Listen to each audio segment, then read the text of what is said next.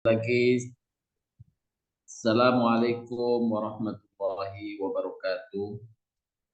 Innal Waalaikumsalam. hamdalillah nahmaduhu wa nasta'inuhu wa nastaghfiruh wa na'udzu billahi min shururi anfusina wa min sayyiati a'malina.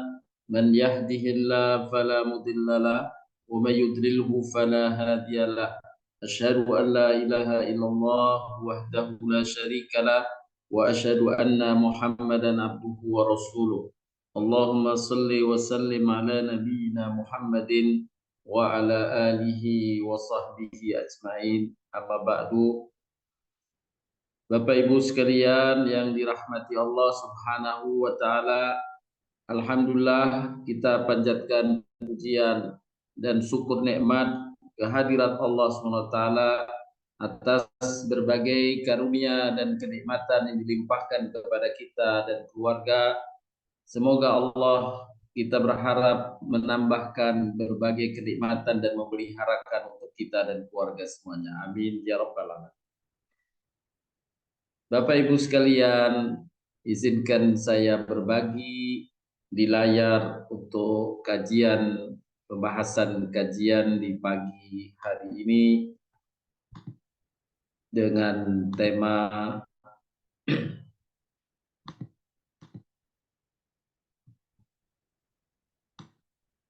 keutamaan bulan Muharram dan hari Asyura serta tahun-tahun umat Islam, yang alhamdulillah kita tidak terasa saat ini sudah memasuki kembali tahun baru Islam, yakni tahun Hijriah ke 1445.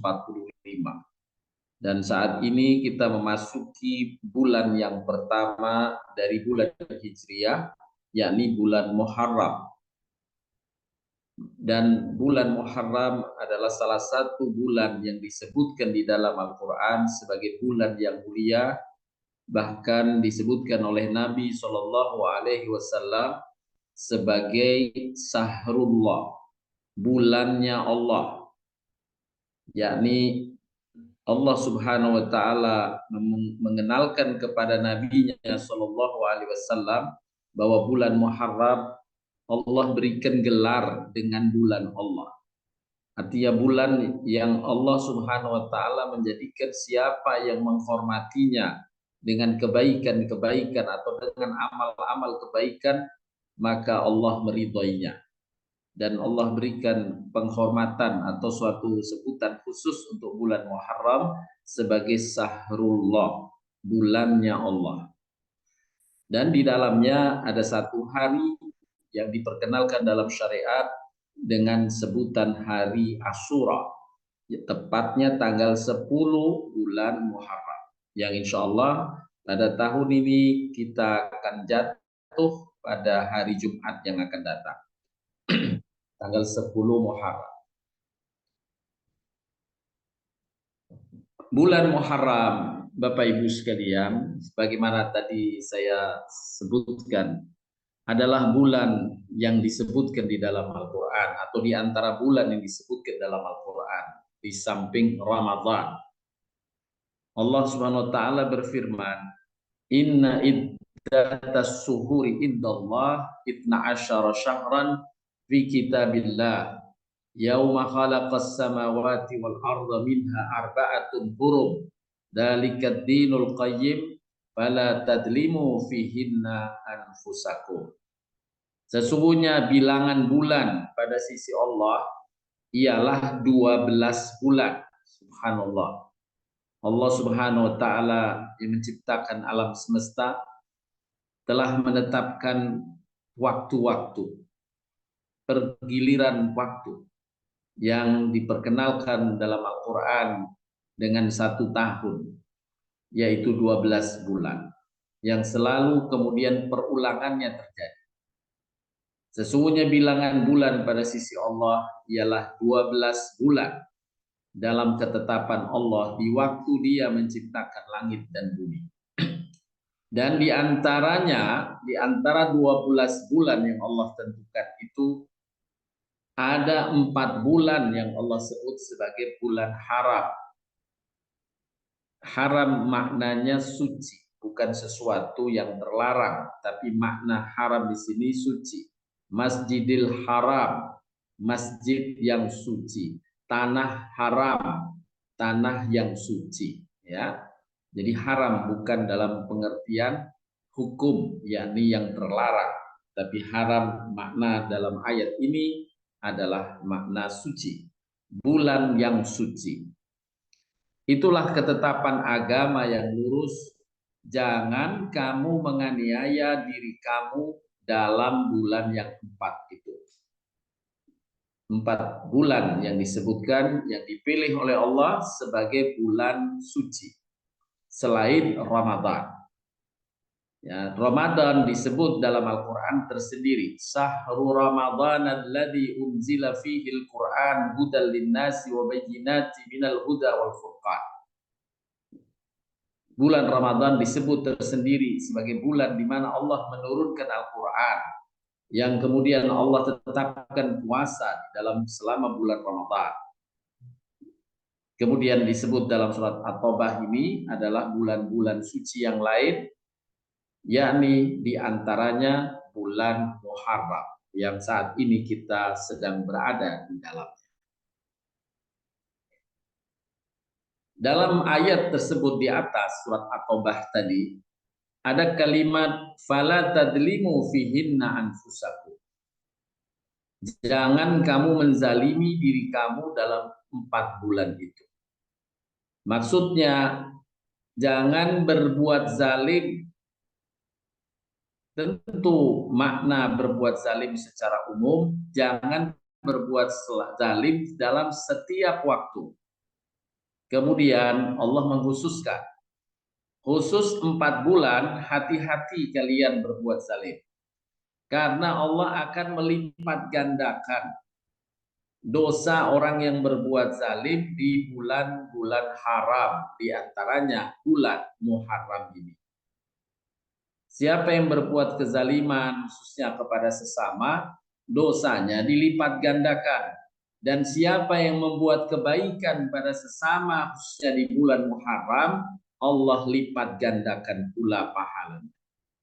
Beramal soleh di dalamnya diberi pahala lebih besar dan dosa pun dilipat gandakan.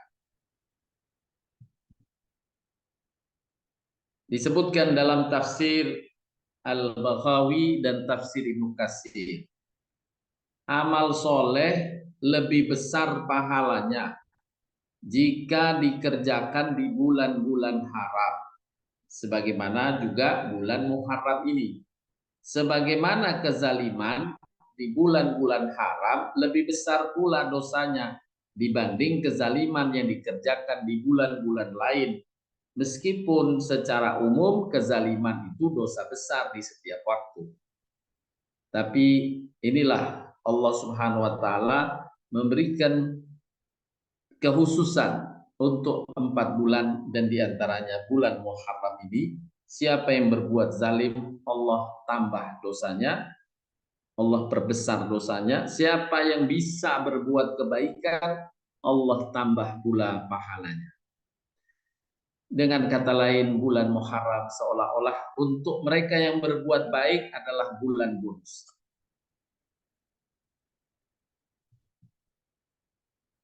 Dalam hadis yang lainnya Rasulullah SAW menjelaskan rincian tentang 4 bulan yang dimaksud dalam surat At-Taubah tadi, yang dikenalkan dengan bulan haram.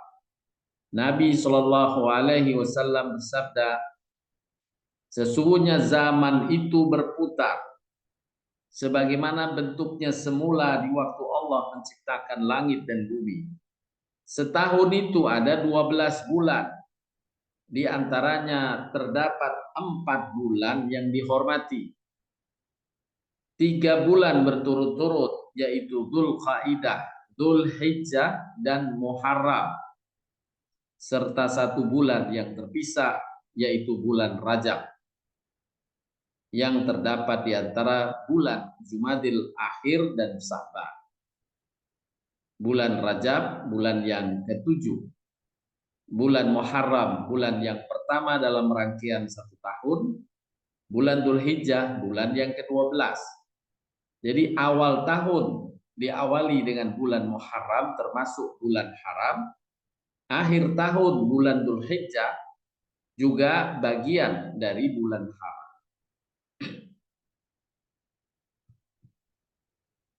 Bapak Ibu sekalian yang dirahmati Allah Subhanahu wa taala. Bulan haram ini yang kita khususkan pada pagi hari ini, bulan Muharram, memiliki keutamaan dibanding bulan-bulan yang lain selain kekhususan khusus dari bulan Ramadan. Seorang ulama tabi'in, Imam Hasan al-Basri dan beberapa ulama lainnya menyampaikan penjelasan. Sesungguhnya Allah Ta'ala telah memulai waktu yang setahun dengan bulan haram, yakni bulan Muharram. Lalu menutupnya juga dengan bulan Dzulhijjah, menutup di akhir tahun bulan Dzulhijjah yang juga bagian dari bulan haram, bulan yang dihormati atau bulan suci. Tidak ada bulan dalam setahun setelah Ramadan yang lebih agung di sisi Allah melebihi bulan Muharram. Jadi yang pertama tentu Ramadan, ya. Bulan yang disucikan Allah Subhanahu wa taala, karunia besar yang Allah berikan kepada umat Nabi Muhammad SAW, bulan Ramadan. Kemudian ada bulan khusus lainnya, yakni bulan Muharram, yang juga Allah muliakan dan secara khusus Allah perintahkan agar kita banyak berbuat kebaikan, khususnya pada sesama di bulan Muharram, dan menghindarkan diri dari berbuat dosa khususnya pada sesama di bulan Muharram. Dalam surat Al-Maidah juga Allah cantumkan pada ayat yang kedua, wahai orang-orang beriman, jangan kamu melanggar syiar-syiar Allah dan jangan melanggar kehormatan bulan-bulan haram. Yakni jangan melanggar kehormatan bulan-bulan haram. Kehormatannya apa? Karena ini disebut Syahrullah, bulannya Allah. Allah menghendaki jagalah bulan itu dengan beramal baik, khususnya pada sesama. Jangan mengganggu sama, jangan menyakiti sama.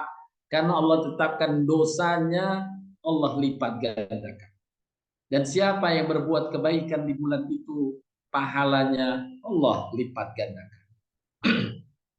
Ini makna jangan melanggar kehormatan bulan-bulan. Kemudian pada bulan Muharram yang saat ini sedang kita lalui, tepatnya pada tanggal atau pada hari ke-10 disebutkan bahwa Allah Subhanahu wa taala pada masa yang lalu menyelamatkan Nabi Musa dari kejaran Firaun sehingga Musa terselamatkan, sedangkan Firaun dengan bala tentaranya tenggelam di Laut Merah saat itu. Hal itu terjadi pada tanggal 10 Muharram. Sebagaimana disebutkan dalam hadis Imam Bukhari dari Ibnu Abbas berkata, ketika Nabi SAW di Madinah, beliau mendapati orang-orang Yahudi sedang melaksanakan puasa pada hari Asyura. Asyura maknanya hari ke-10. Hari ke-10 yang dimaksud hari ke-10 di bulan Muharram. Mereka bertanya mengenai hal itu, lalu mereka berkata, pada hari ini Allah pernah menyelamatkan Nabi Musa dan Bani Israel atas kejaran Firaun.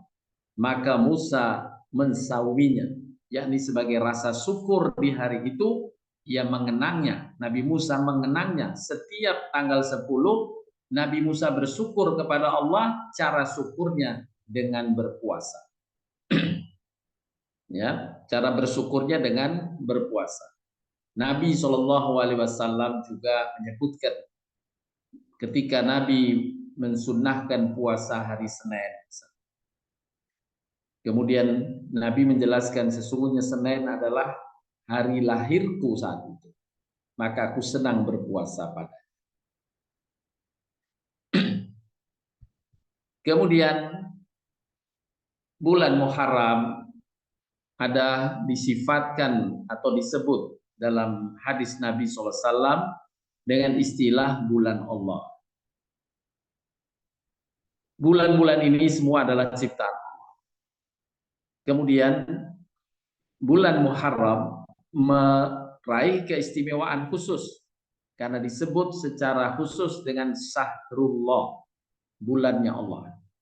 Kita maklum ada makhluk-makhluk yang Allah sebutkan dengan menggunakan sandaran namanya, seperti Baitullah, rumah Allah. Ya, selain Baitullah Ka'bah. Kemudian rumah-rumah Allah, masjid-masjid di tempat yang lain juga disebut Baitullah. Ada penyebutan yang lain semisal Sahrullah, Sahrullah, bulan Allah. Ada Rasulullah, ada hamba Allah, ada Kitabullah, semua disandarkan dengan nama Allah. Rasulullah SAW bersabda, puasa yang paling utama setelah Ramadan adalah puasa di bulan Allah. Afdhalus siyam ba'da Ramadan syahrullah, yakni al-Muharram. Puasa yang paling utama setelah Ramadan adalah puasa di bulan Allah, yakni Muharram. Sedangkan sholat yang paling utama setelah sholat fardu adalah sholat malam atau qiyamul lail.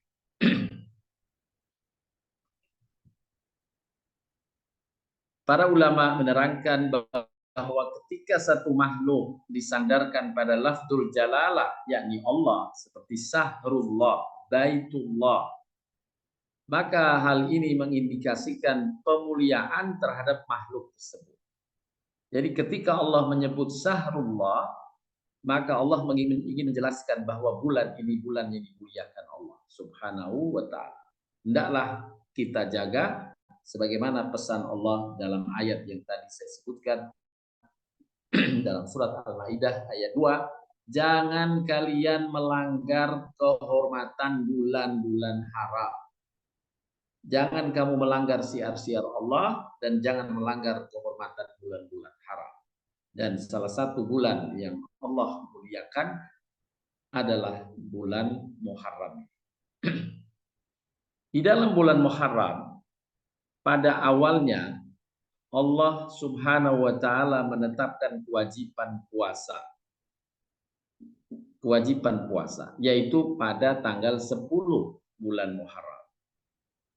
Kemudian setelah turunnya perintah puasa sebulan penuh di bulan Ramadan, maka puasa di tanggal 10 diganti menjadi sunnah. Sebagaimana penjelasan Nabi SAW berikut, hari ini adalah hari Ashura dan saya puasa pada hari tersebut.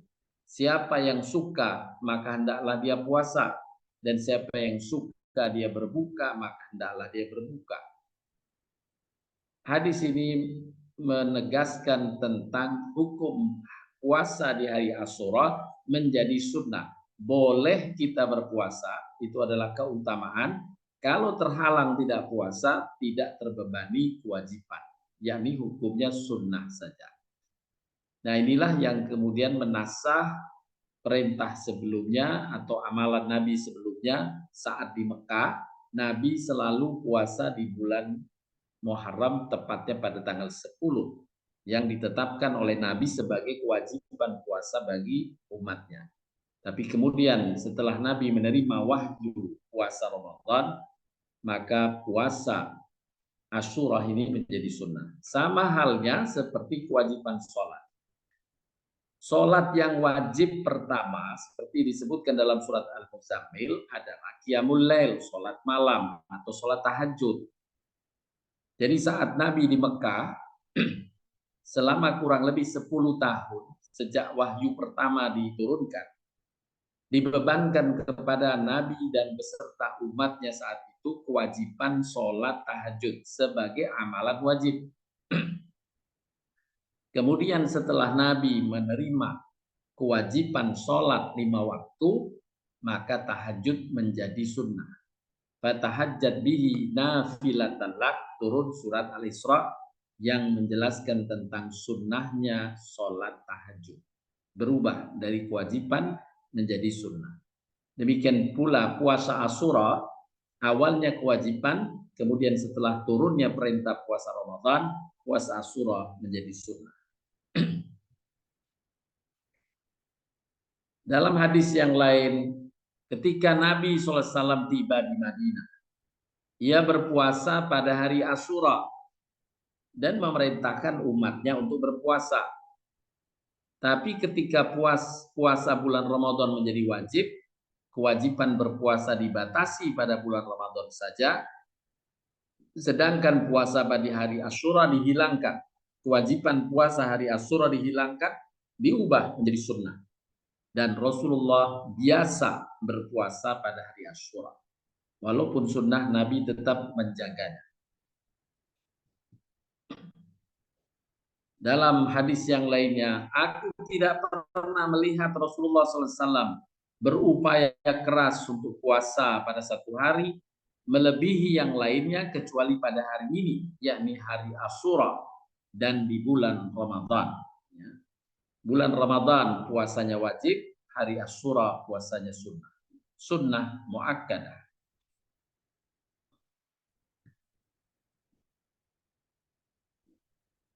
Para ulama menjelaskan, walaupun puasa di bulan Muharram bukan puasa wajib, tapi mereka yang berpuasa pada bulan Muharram akan mendapatkan pahala yang besar dari Allah. Khususnya puasa tanggal 10 Muharram yang dikenal dengan hari Asyura. Rasulullah SAW menjelaskan, puasa pada hari Asyura menghapuskan dosa-dosa setahun sebelumnya.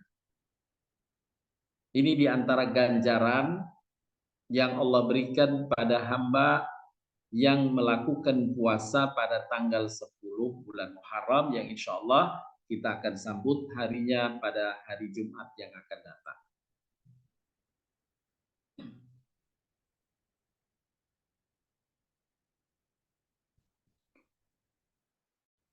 Selanjutnya, bagi mereka yang berpuasa Asyura, disunnahkan pula berpuasa juga sehari atau sebelumnya. Sehari sebelumnya dan juga sehari sesudahnya. Dalam riwayat Imam Ibnu Abbas disebutkan, ketika Rasulullah berpuasa pada hari Asyura dan memerintahkan kaum muslimin berpuasa, para sahabat menyampaikan kepada Nabi, ya Rasulullah, hari ini, hari Asyura ini juga diagungkan oleh kaum Yahudi dan Nasrani di Madinah saat itu. Maka Nabi pun bersabda, jika tahun depan insya Allah kita bertemu kembali dengan bulan Muharram, kita akan berpuasa juga pada hari ke-9. Jadi disunnahkan pula oleh Nabi puasa hari ke-9-nya. Jadi kalau saat ini nanti kita akan lalui hari Kamisnya. Kalau hari Jumatnya itu tanggal 10. Hari Kamis tanggal 9, hari Sabtu tanggal 11. Dari penjelasan hadis-hadis Nabi yang banyak berkaitan dengan Asyura, para ulama diantaranya Imam Ibnu Qayyim dalam kitabnya Zadul Ma'ad menjelaskan dengan rinci penjelasan itu tentang puasa, amalan puasa di tanggal 10. Yang pertama, dan ini yang utama serta yang terbaik, yang paling sempurna puasanya 3 hari, yaitu puasa tanggal 10 ditambah sehari sebelumnya, yakni tanggal 9, dan tanggal 11, satu hari sesudahnya. Jadi puasa berurutan tanggal 9, 10, 11. Ini yang utama.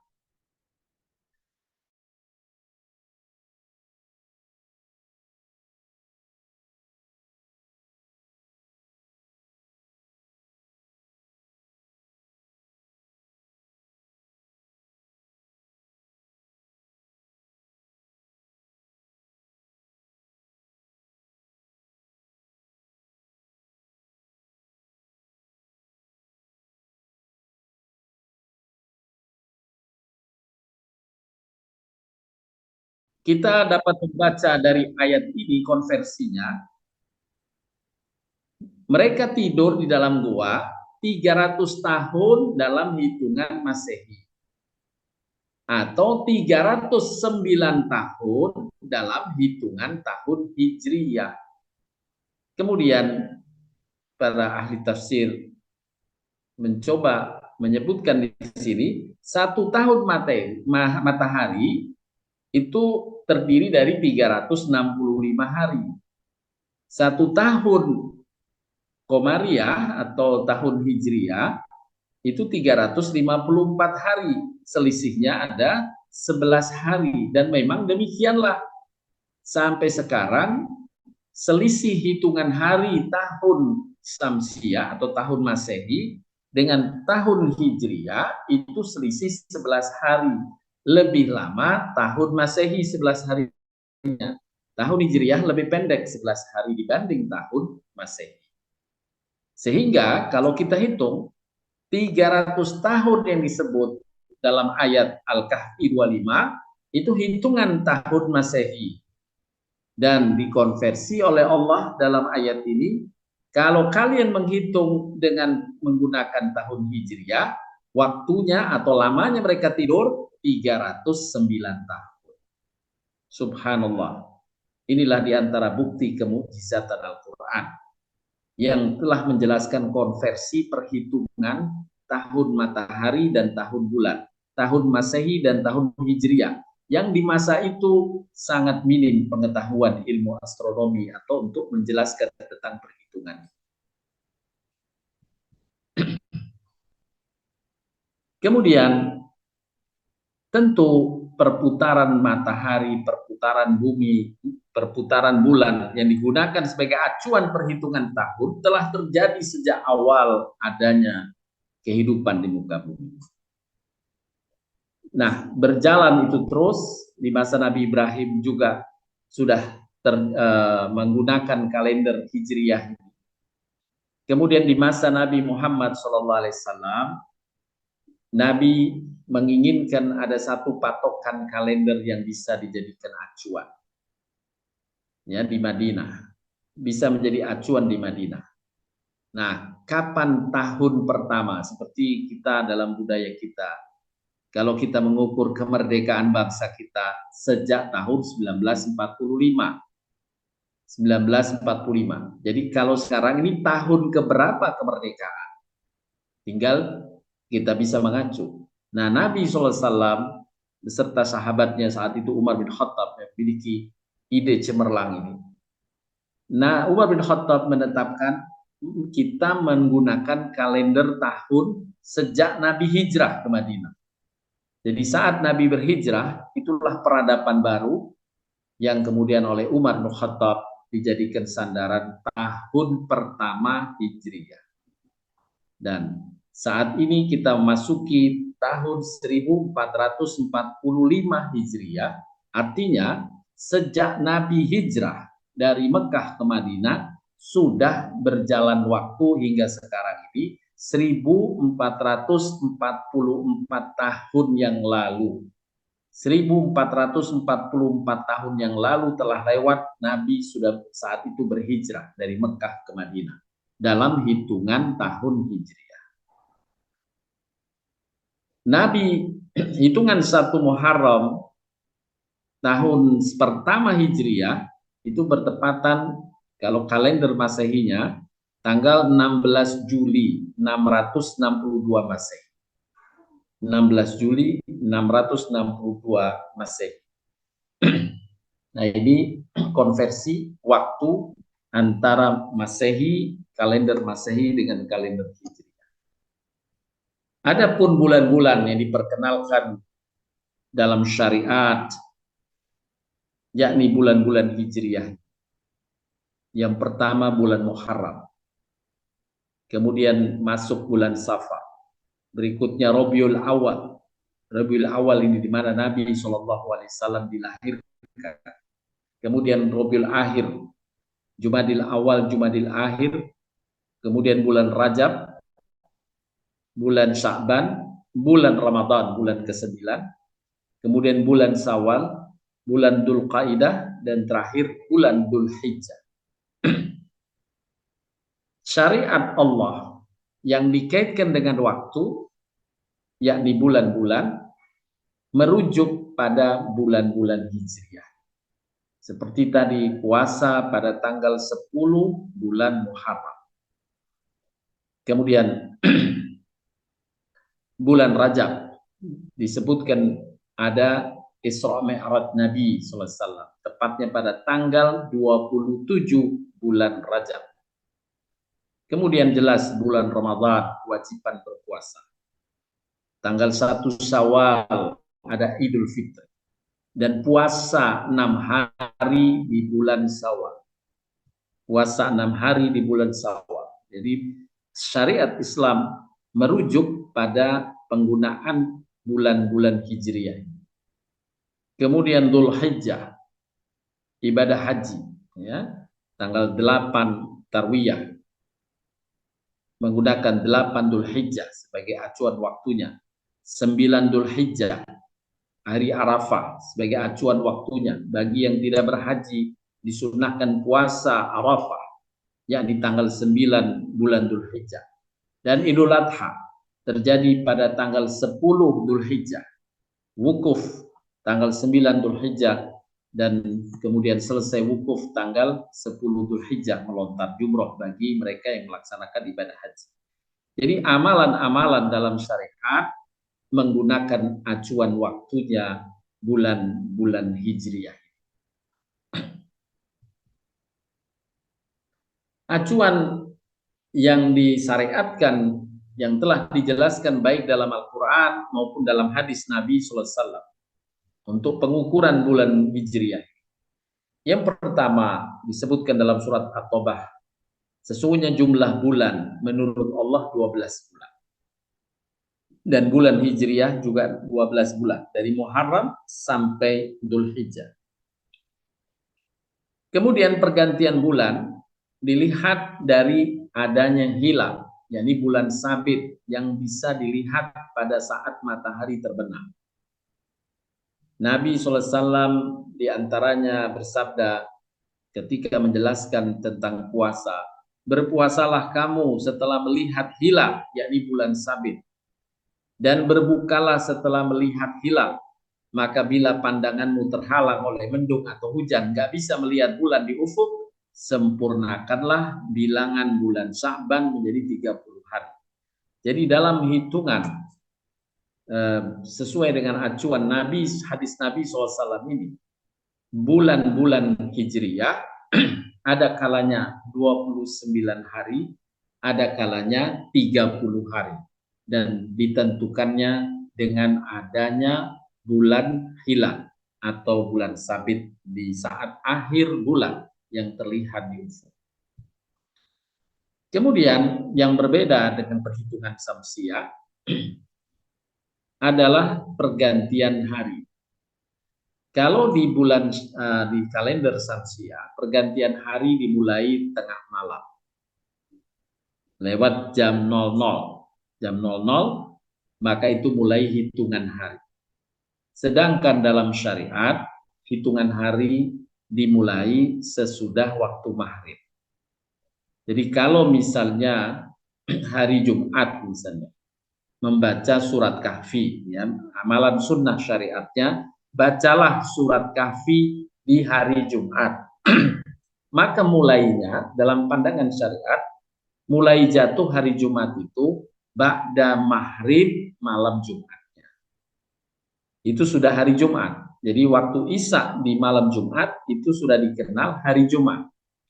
Kemudian sampai berlangsung maghrib hari Jumatnya. Jadi kalau maghrib mulainya maghrib waktu hari Kamis. Hari Kamis maghrib, setelah maghrib itu sudah masuk hari Jumat. Dan berakhir hari Jumat pada hari Jumat besoknya sebelum maghrib, paling tidak batas maghrib. Setelah lewat maghrib, maka hari itu tidak disebut hari Jumat. Sudah masuk hari Sabat, hari Sabtu. Ya, hari Sabtu.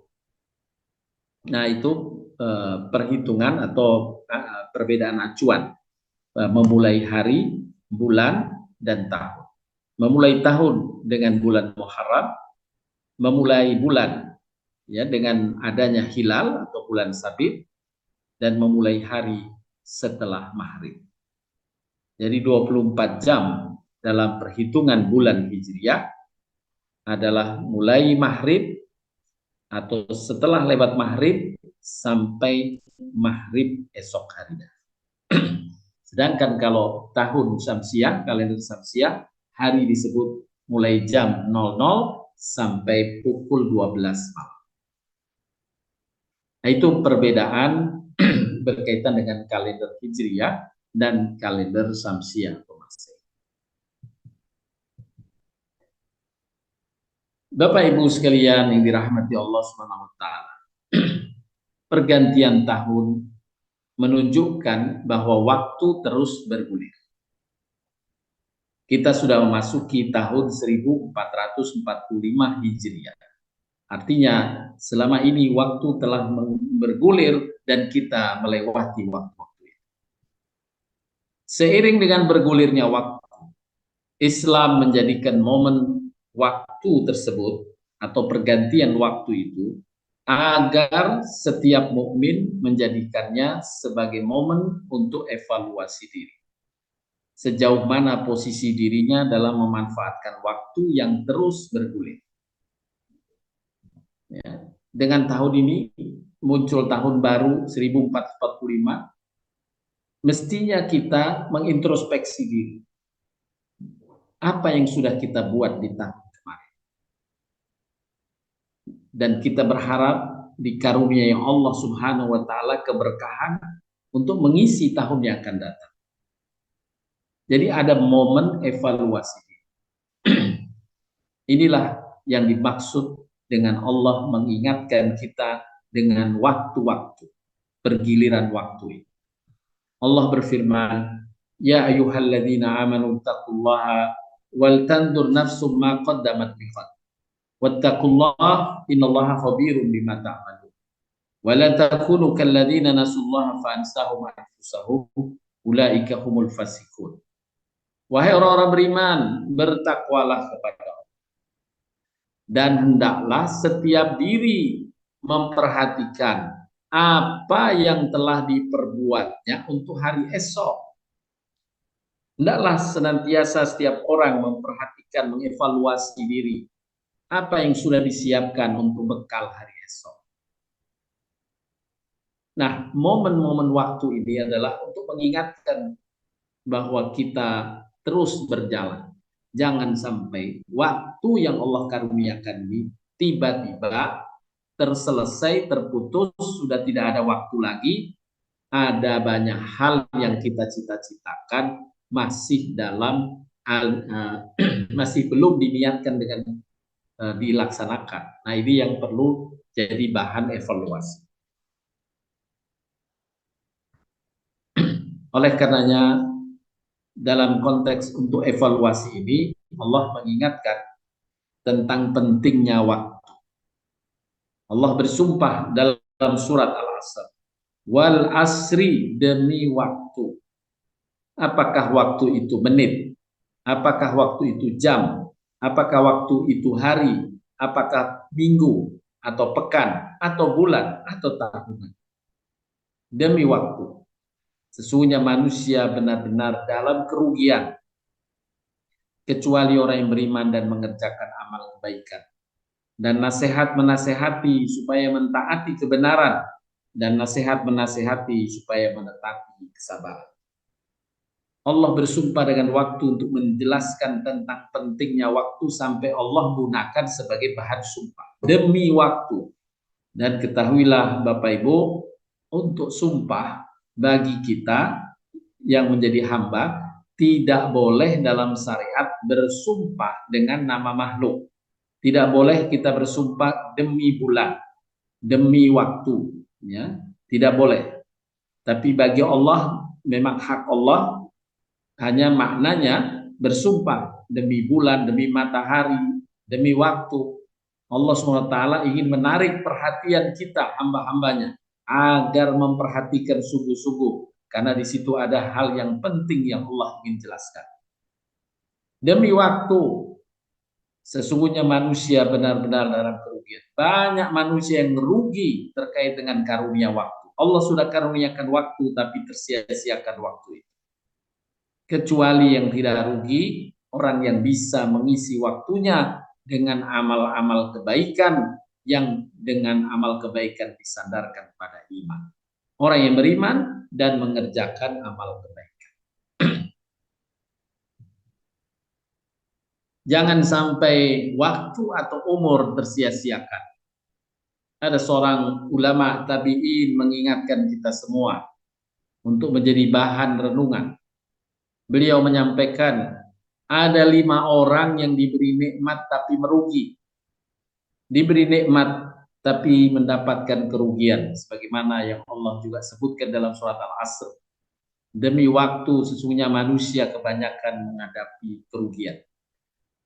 Disebutkan oleh ulama tabi'in ini, yang pertama, orang yang diberi nikmat umur panjang tapi tidak dapat meraih pahala yang banyak dari amalnya. Tidak mengisi umurnya, waktu-waktunya dengan amal kebajikan, maka dia merugi.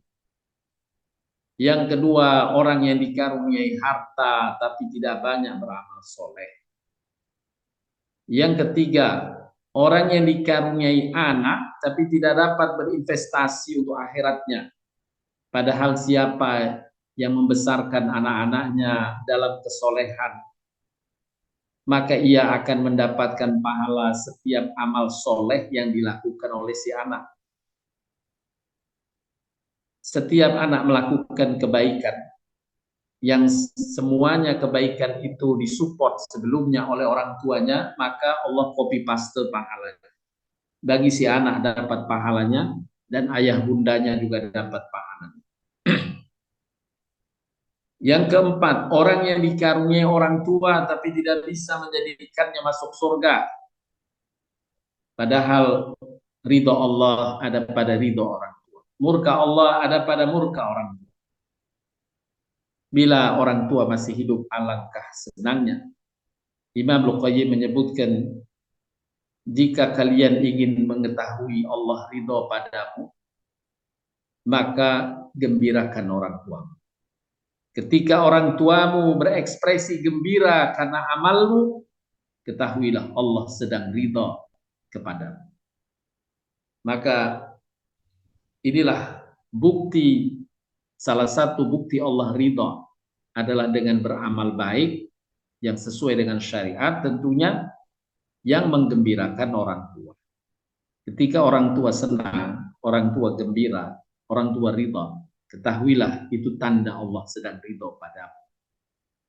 Sedangkan bila orang tua sudah tiada, sulit bagimu untuk menyaksikan ridho Tuhan, karena engkau tidak bisa mendapatkan ekspresi kegembiraan kedua orang tua.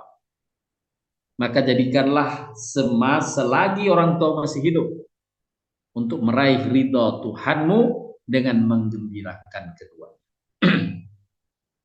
Kemudian yang kelima, orang yang dikaruniai banyak kawan tapi tidak menjadikannya lebih banyak berbuat kebaikan, justru menjerumuskan ke dalam kemaksiatan. Na'udzubillah min dzalik.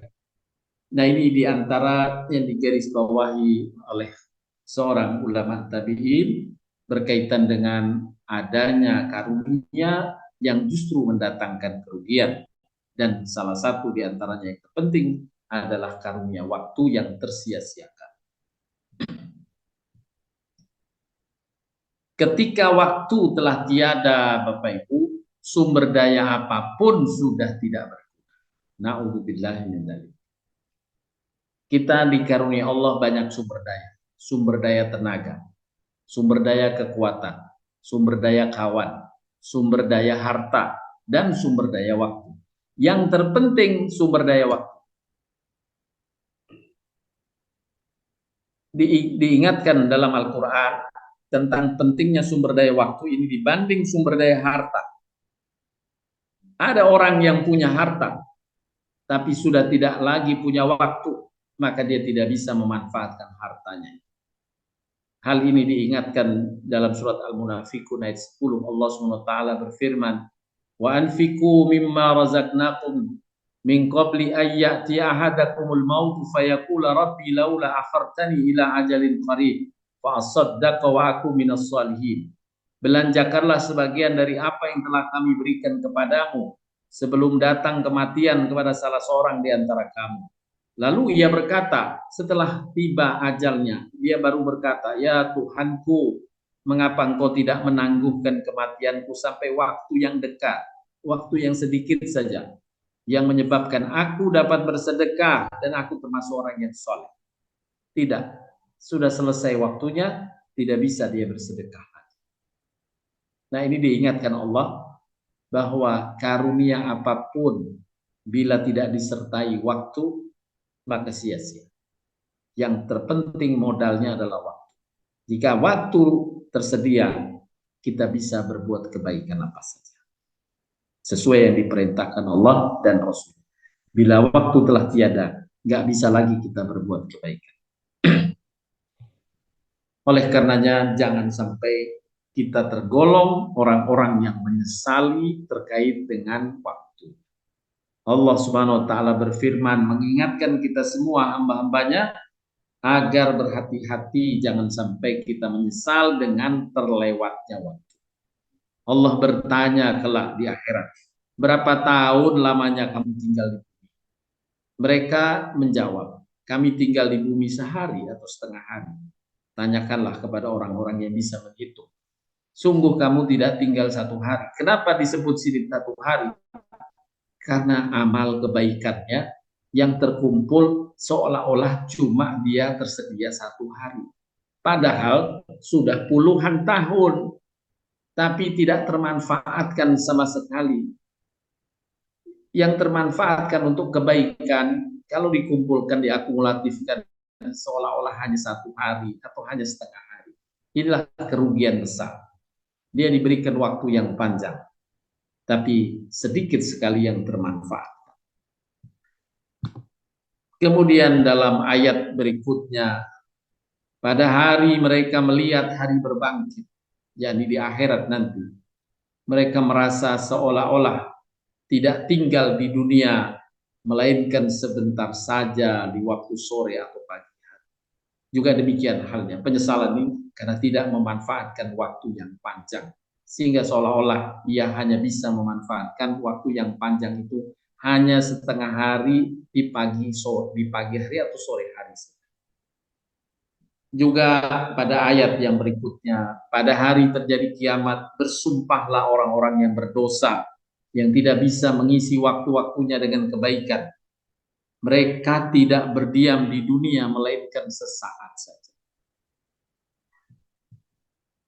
Juga diabadikan dalam ayat lainnya, surat Al-Mu'minun, untuk menjadi bahan renungan kita bersama. Allah berfirman, hingga apabila datang kematian kepada seseorang dari mereka, dia berkata, ya Tuhanku, kembalikan aku ke dunia agar aku dapat berbuat kebajikan yang telah aku tinggalkan. Berandai-andai seandainya saya dihidupkan lagi, saya mau mengisi kehidupan saya, waktu-waktu saya untuk bisa berbuat kebaikan yang dulu saya nggak lakukan. Allah jawab sekali-kali tidak. Sungguh itu adalah dalih yang diucapkan saja. Di hadapan mereka ada barzah sampai pada hari mereka dibangkitkan. Nggak bisa dia turun lagi ke muka bumi. Tidak bisa. Ya, sudah habis waktunya. Sudah selesai bergulirnya waktu baginya. Maka dia seolah-olah menginginkan saja. Kalau saya dikasih waktu lagi, saya akan melakukan kebaikan-kebaikan. Nah, inilah pengingatan dari Allah Subhanahu wa taala dalam banyak ayat dalam Al-Qur'an. Dalam ayat yang lainnya, wahum yastarihuna fiha rabbana ahrizna na'mal salihan ghairal ladzi kunna na'mal. Mereka berteriak dalam neraka. Kalau tadi masih di akhirat, belum sampai ke neraka, ini yang digambarkan yang di neraka. Mereka berteriak dalam neraka, ya Tuhan kami, keluarkanlah kami, niscaya kami akan melakukan amal soleh berbeda dengan yang telah kami kerjakan dahulu. Sudah tidak mungkin lagi Allah penuhi doanya ini. Ya, ini sebagai penyesalan-penyesalan saja yang diungkapkan sebagai pengingat bagi hamba-hamba Allah, bagi kita semua, agar kita terus mewaspadai bergulirnya waktu. Jangan sampai waktu bergulir tak terisi dengan amal kebaikan. Apalagi di masa sekarang, Bapak Ibu sekalian, di mana waktu cepat bergulir. Padahal perputaran matahari, bumi, dan bulan tetap sejak masa Nabi Adam sampai sekarang tidak berubah. Nabi hanya mengingatkan karena kesibukan manusia di masa modern, sehingga seolah-olah waktu itu makin cepat. Nabi SAW bersabda, tidak akan tiba hari kiamat, yakni di akhir zaman, sehingga waktu semakin singkat. 1 tahun bagaikan 1 bulan, 1 bulan bagaikan 1 minggu, 1 minggu bagaikan 1 hari, 1 hari bagaikan 1 jam, dan 1 jam bagaikan api yang membakar daun kurma, yakni sekejap saja. Bapak Ibu sekalian, kita bisa rasakan apa yang disabdakan Nabi SAW. Tiba-tiba sudah muncul hari Sabtu lagi. Astagfirullah, udah Sabtu lagi. Kadang sudah bulan juga sudah muncul akhir bulan baru kita sadar. Aduh, cepat banget ya, sudah akhir bulan nih. Bahkan tidak terasa sudah Ramadan lagi. Sudah Ramadan lagi, sudah haji lagi, dan sudah tahun baru lagi. Waktu begitu cepat bergulir di masa sekarang. Bukan karena perputaran bulan, bumi, mataharinya yang lebih cepat, tidak. Tapi karena kesibukan dan berbagai urusan yang menimpa kita, yang kadang melalaikan kita berkaitan dengan waktu-waktu. Dalam sabda Nabi yang berikutnya, waktu semakin singkat. Waktu akan semakin singkat.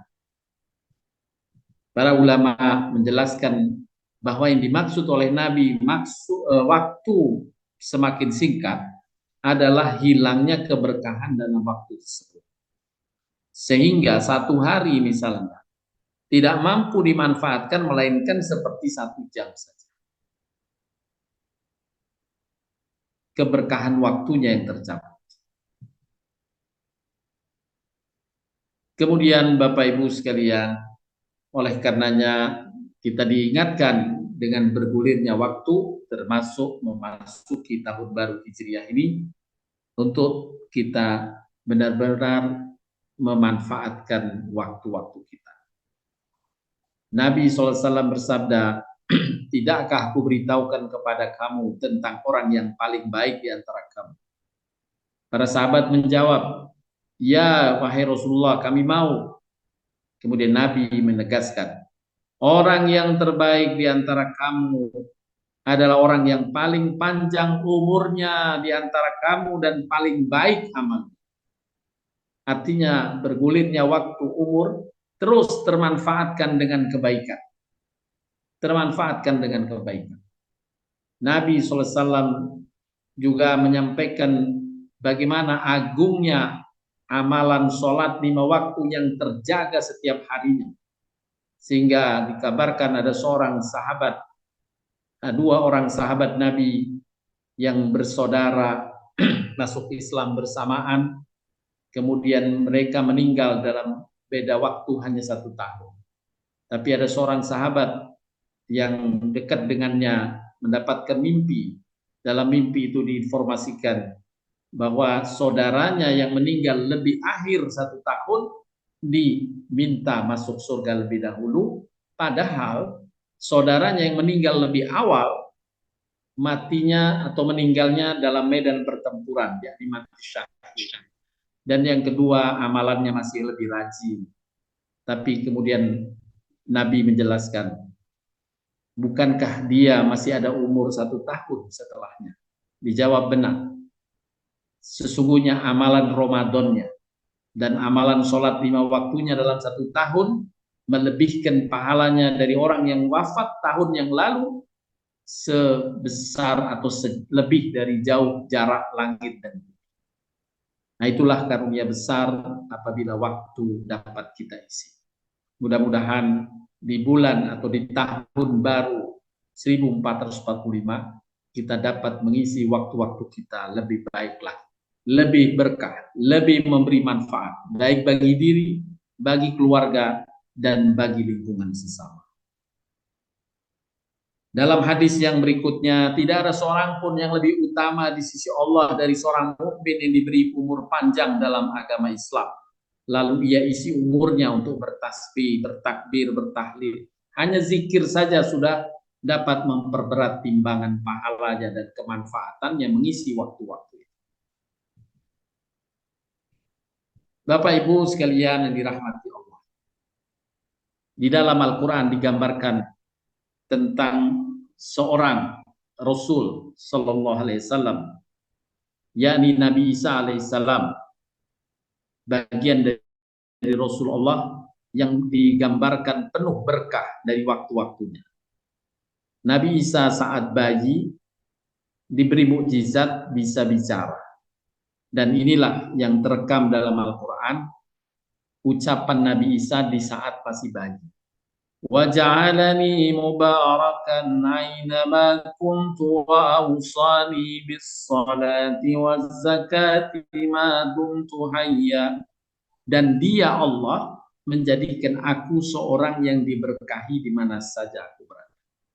Hendaklah kita meniatkan diri untuk bisa meraih keberkahan dari Allah di waktu-waktu kita. Dalam rizki kita Allah berkahi, dalam kesehatan kita Allah berkahi, dan dalam waktu-waktu kita Allah berkahi. Bapak Ibu sekalian, kita berharap semoga Allah karuniakan kepada kita keberkahan waktu bagi kita semua di waktu-waktu yang akan datang. Lebih bermanfaat, lebih berkah dibanding waktu-waktu sebelumnya. Mudah-mudahan bermanfaat apa yang dikaji pada pagi hari ini. Terima kasih atas perhatiannya. Kalau ada yang ingin didiskusikan, saya persilahkan. Silahkan Bu Lili. Iya, terima kasih Pak Ustadz. Ibu-ibu silakan yang ingin bertanya. Silakan Bu Sofi. Bu Sofi.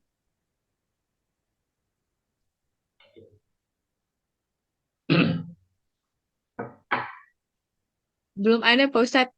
Baik, ya. Ya, insya Allah Ibu-ibu, Bapak-Ibu sekalian, kita siapkan diri untuk menyambut bulan Muharram ini dengan amal kebajikan. Yang utama adalah menjaga diri dari menzalimi orang lain dan terus berbuat baik kepada sesama. Kemudian yang kedua, jaga untuk puasa sunnahnya tanggal 10 khususnya, dan ditambahkan tanggal 9 sehari sebelumnya. Tanggal 9 Tasu'a dan Asyura, yaitu bertepatan insya Allah pada hari Kamis dan Jumat yang akan datang. Ya, tinggal insya Allah beberapa hari lagi kita bisa sambut mengisi amalan Muharram, khususnya puasa sunnah di hari Asyura dan tanggal sehari sebelumnya itu tanggal 9. Pak Ustadz, ada pertanyaan dari Mbak Mia. Oh, Silakan Mbak Mia. silakan Bu Mia. Makasih Mbak Lili. Assalamualaikum warahmatullahi wabarakatuh Pak Ustadz. Waalaikumsalam.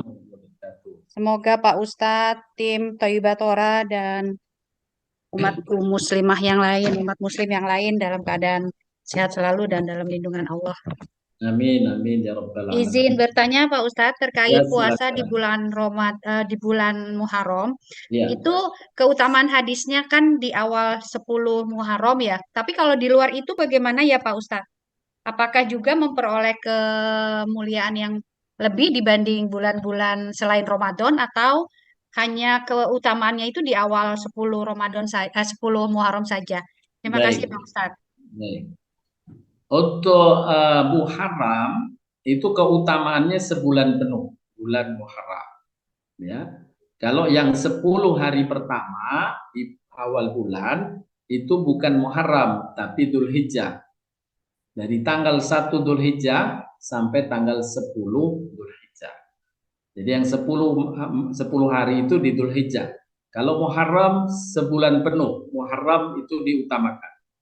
Ya, hanya dari puasa yang mungkin sudah terbiasa melaksanakan puasa sunnah Senin Kamis atau puasa Daud ya atau puasa Ayyamul Bid, maka puasa dilaksanakannya di bulan Muharram lebih utama karena tadi digambarkan dalam hadis Allah akan lipat gandakan pahalanya ya lebih dari amalan yang sama di bulan-bulan lainnya. Nah, ini sebulan penuh. Tetapi ada kekhususan puasa yang lebih utama lagi yang harus dijaga adalah tanggal 9 dan 10, khususnya tanggal 10. Tapi Nabi mensunnahkan hendaklah disertai kalau puasa tanggal 10 dengan puasa sehari sebelumnya, tanggal 9. Begitu Bu Mia. Iya Pak Ustadz. Maaf Pak Ustadz, kalau 9 Muharram berhalangan, apakah boleh 10-11 Muharram Ustadz? Boleh, Oh boleh. boleh. Iya Ya. baik Pak Kan Ustadz. tadi ada hadisnya tadi, selisihilah mereka dengan Yahudi. puasa sehari sebelumnya Ya, atau puasa sehari sesudah. setelahnya. Ya. Baik Pak Ustadz, jazakallah khairan katsiron. Ya, Makasih Mbak jadi Lili. salam.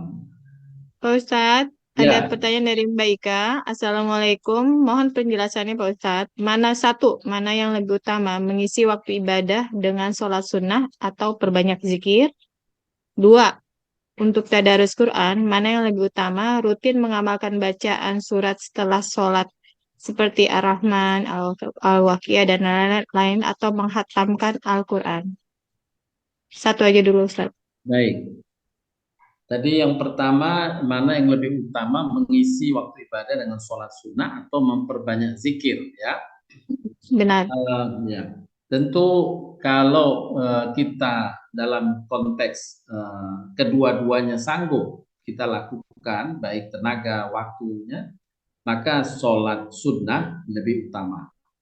Ya, tapi sholat sunnah yang sudah dimaklumi ya, artinya tidak menambah-nambah, tapi sholat sunnah misalnya qobliyah, ba'diyah, sholat tahajud, sholat duha, ya itu lebih utama dibanding zikir.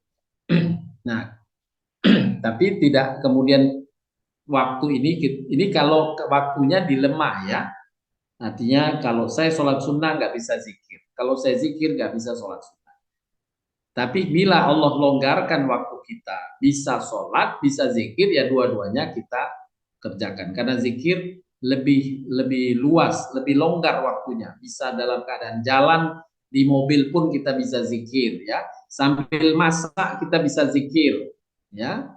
Digambarkan dalam satu riwayat Imam Ahmad bahwa ada seorang penjual roti sambil membuat adonan roti di tokonya, ya di dapurnya itu semalaman dia membuat adonan roti sambil beristighfar, astagfirullahaladzim wa atubu ilaih, beristighfar, dan kemudian Allah anugerahkan keistimewaan kepadanya, ya.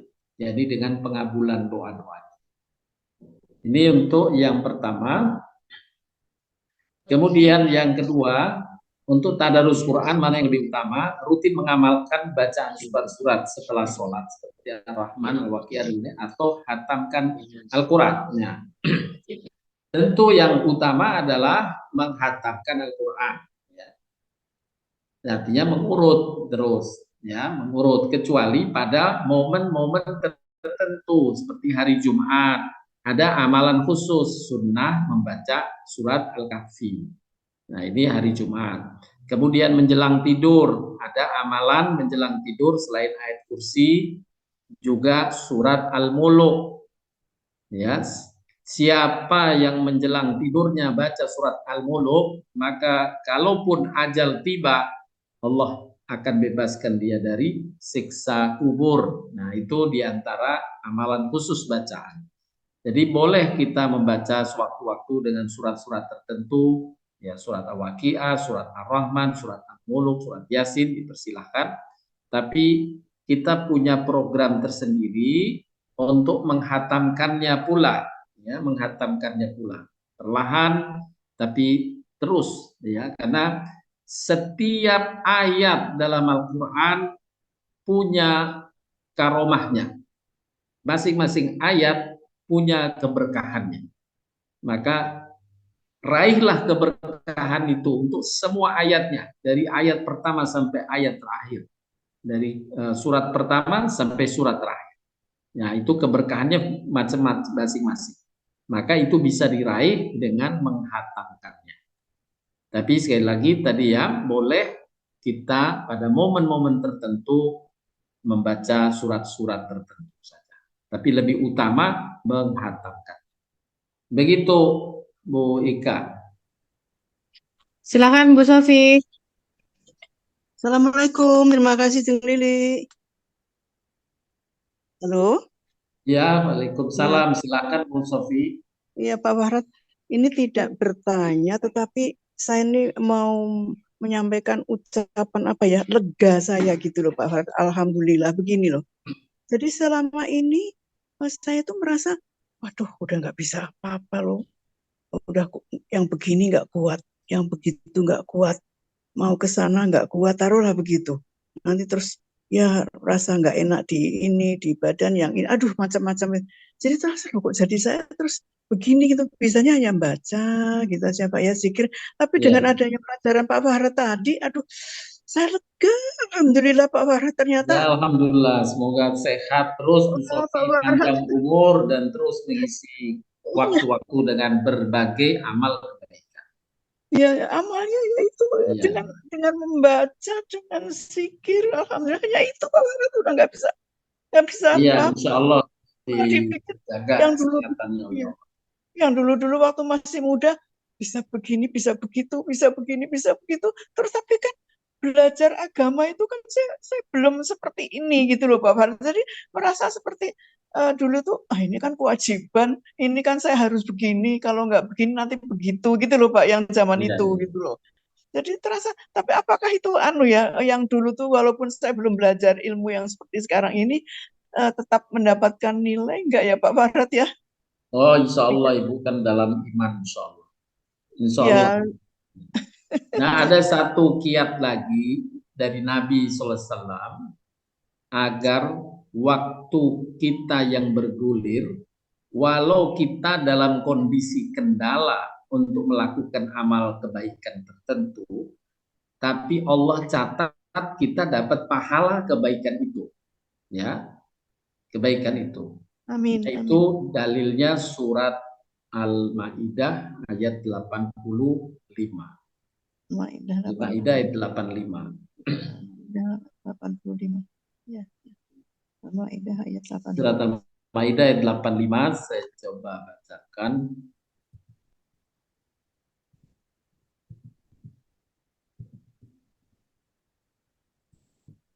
Sebentar saya carikan ayatnya.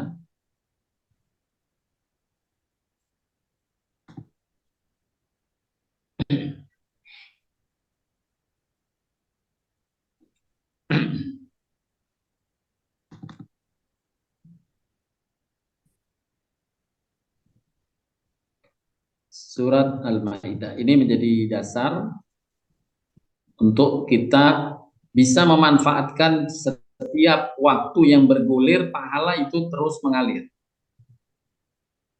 Dengan cara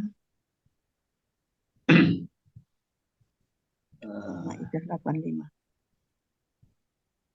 Ya, Al-Maidah 85 bunyi ayatnya saya tayangkan di layar ya.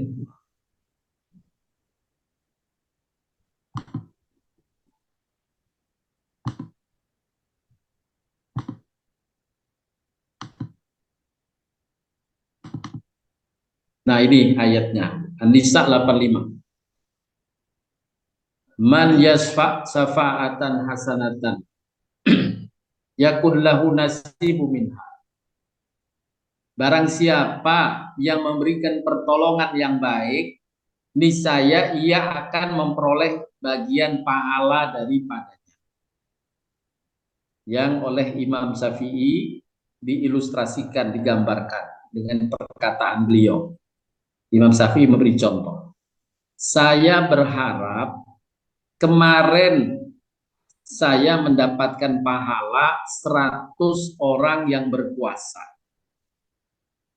Kemudian muridnya atau sahabatnya bertanya, wahai Imam, bagaimana caranya agar kita dapat 100 orang berpuasa?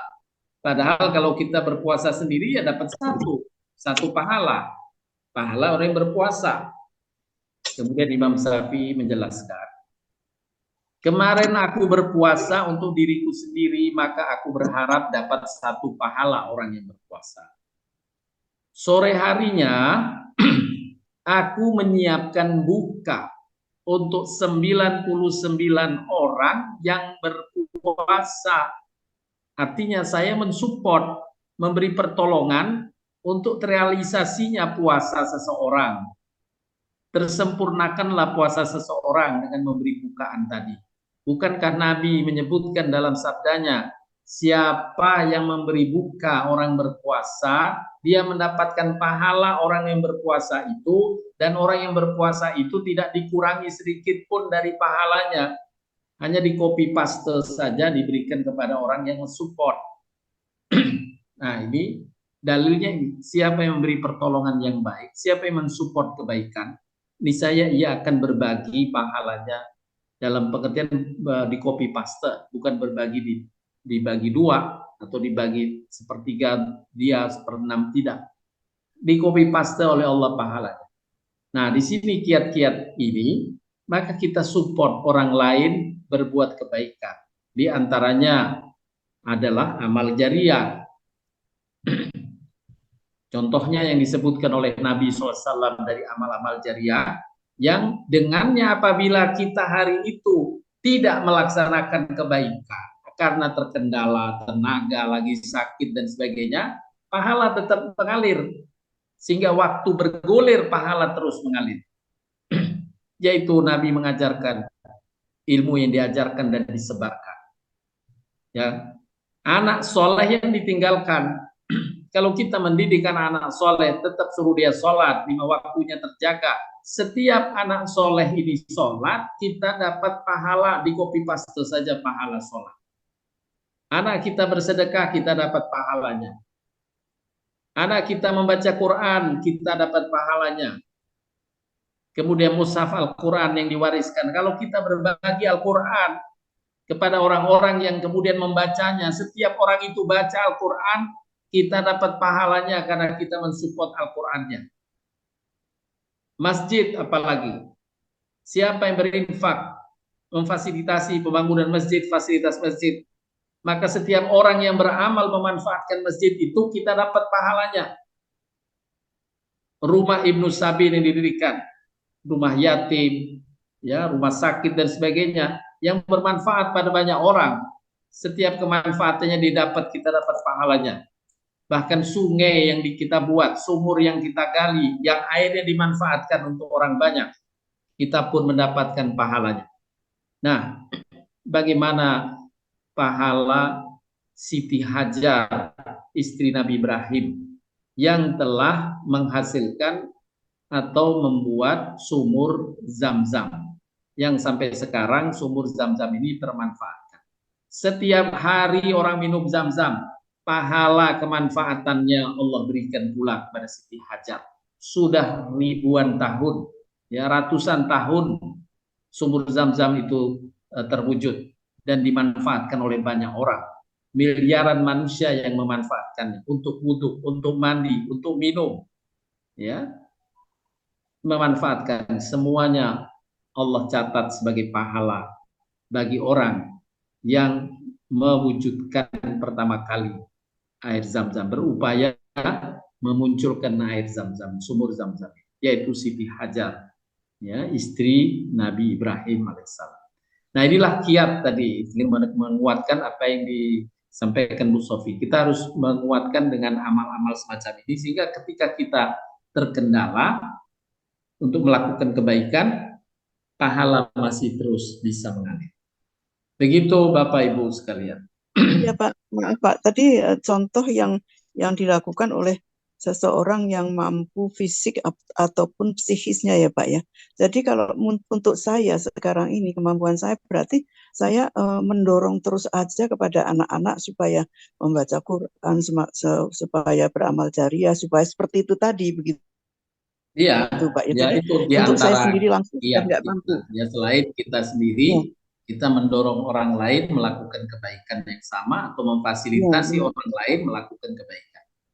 Begitu, Bu. Kalau yang kita kalau kita apa yang kita lakukan dulu tuh apakah bisa kalau kita berdoa ya Allah apa yang selalu saya lakukan dulu yang saya belum belajar agama seperti ini mohon sebagai amal baik begitu boleh nggak berdoa begitu Pak Farhan?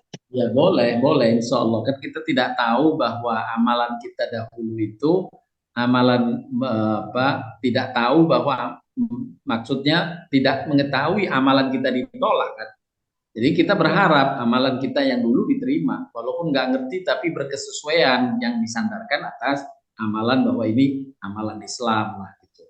Ya Ya. walaupun tidak mengerti maksud dan sebagainya, tapi alhamdulillah dari didikan orang tua, lingkungan dan sebagainya, kita pun mengamalkannya. Boleh jadi begitu, Bu. Iya Pak. Ya terima kasih Pak. Matur syukur matur nuwun. Terima Baik. kasih Bu Lili. Terima kasih Bu Sofi. Pak Ustadz, ada pertanyaan Ya, dari Bu Yuni. Pak Ustadz, mohon penjelasannya tentang 10 Muharram yang suka disebut sebagai Lebaran anak yatim, Pak Ustadz. oh, baik. Nah, berkaitan dengan bahwa tanggal 10 itu Lebaran anak yatim, sebenarnya tidak bersumber dari dalil ya. Tidak bersumber dari dalil, tidak ada satu dalil pun yang berkaitan dengannya. Ya. Jadi tidak ada dalil. Lebaran bagi umat Islam hanya dua, Idul Fitri dan Idul Adha. Itu dalam dalil-dalil yang jelas. Ya. Tidak ada menyebutkan ada Lebaran lagi khusus untuk anak yatim. Bahwa kita harus menyantuni anak yatim itu adalah satu kebaikan. Dan apabila kebaikan menyantuni anak yatim dilakukan di bulan Muharram, tentu sama hukumnya sama seperti amalan yang lain akan Allah lipat gandakan. Ya, itu satu bentuk kebaikan pada sesama. Nah, tapi menyatakan bahwa 10 Muharram adalah hari raya anak yatim tidak punya dasar dalil agamanya. Begitu Bu Yuni ya.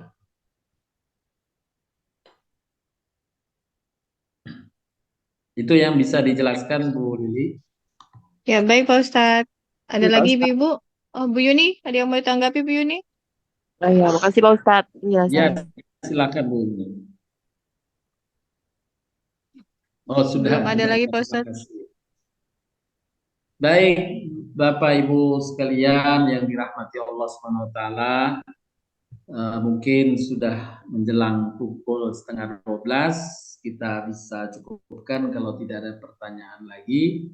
Yang dapat kita simpulkan adalah hendaklah kita memanfaatkan pergantian tahun ini pertama sebagai bahan evaluasi kita agar tahun yang akan datang kita mendapatkan kesempatan untuk beramal kebaikan lebih banyak lagi, ya, memanfaatkan waktu-waktu yang bergulir. Dan salah satu kiat tadi adalah bersamaan dengan kita mengisi waktu-waktu itu, jangan lupakan untuk kita mengisi dengan kebaikan, supporting kebaikan. Tadi dalilnya surat Al-Maidah 85. Supaya saat hari itu kita terhalang melakukan kebaikan, kebaikan itu pun sudah kita dapatkan pahalanya karena orang lain yang kita support yang melakukannya. Nah, dengan berbagai supporting yang kita bisa lakukan. Ta'awanu 'alal birri wat taqwa. Tolong menolonglah, saling supportlah kalian dalam kebaikan dan ketakwaan. Pasti kita mendapatkan pahalanya juga. Kemudian khusus untuk bulan Muharram, mari sama-sama semoga Allah sehatkan kita menyambut untuk amalan puasa sunnah muakkadah tanggal 10 Muharram dan tanggal 9 atau tanggal 11. Demikian yang bisa disampaikan. Mohon maaf bila ada kata yang kurang berkenan.